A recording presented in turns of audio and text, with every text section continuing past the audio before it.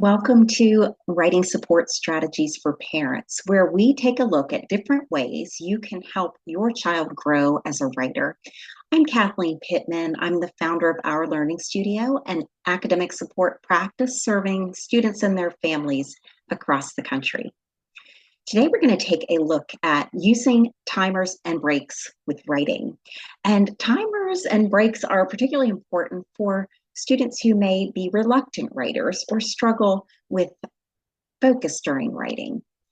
There are lots of advantages to using timers and breaks. With timers, they serve as a visual management tool to show the passage of time. So for children, the idea of elapsed time can be very abstract. So if you say, we're going to write for 20 minutes, or you have 5 more minutes of writing, that is difficult sometimes to conceptualize. So having a visual timer, and I'm going to show you some examples of visual timers.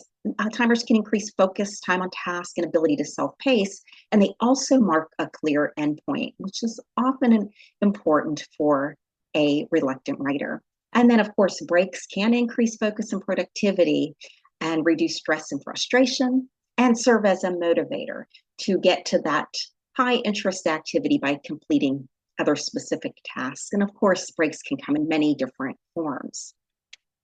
So in a previous video, we looked at all of the steps in the writing process. So if you were working with your child and wanted to work on a specific step in the writing process, so instead of focusing on going through all these steps, picking one, let's say they are on the revise and edit. They're doing revisions, they're making their edits in their work.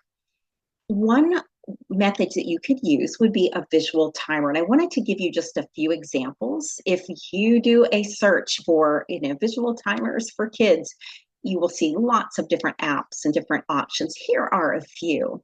And you can use a timer that's showing the elapsed time a picture is forming. You can add a picture that's of high interest to your child, but this becomes a visual cue for your child, rather than saying, you need to keep writing, you have 8 more minutes, you have 5 more minutes. This allows for them to self-monitor and to actually see the passage of time, which can be such an abstract concept. Another method would be to use a sand hourglass. And of course, you can purchase them where they come with in different time increments. For some students, a timer ticking down and going off with an alarm can be a little bit, cause a little bit of anxiousness.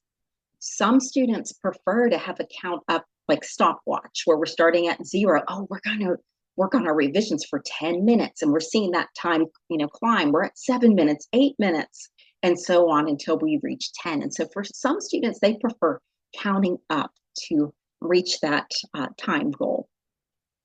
I wanted to share another strategy that I use during my testing sessions when I'm administering a test. And this test has 20 subtests, which can be very lengthy for a child. And every time they finish a test, they take one of the popsicle sticks, put it in the jar so that they can see, oh, I'm halfway through the test. I'm getting close to the end point.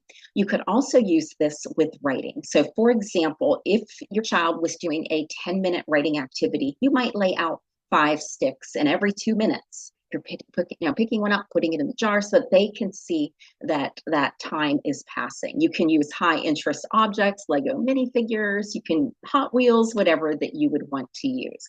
But it's another visual cue of the passage of time.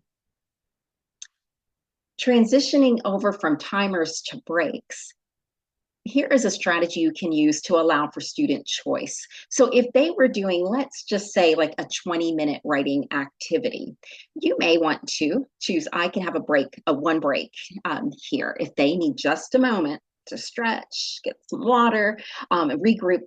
But these are part of the online workshop that I have for parents, the Behavior Support Toolkit. But you can simply write these on index cards. You can write it on a whiteboard. We print this and we cut it apart and we decide if it's like an hour-long activity, it may be 3 breaks. If it's just a shorter activity, maybe 1 break. But it allows for student choice. And once that break is used, you put a check mark, or the student puts a check mark, and now we know we're just going to focus the rest of the time. So this is another tool you could have in your toolkit.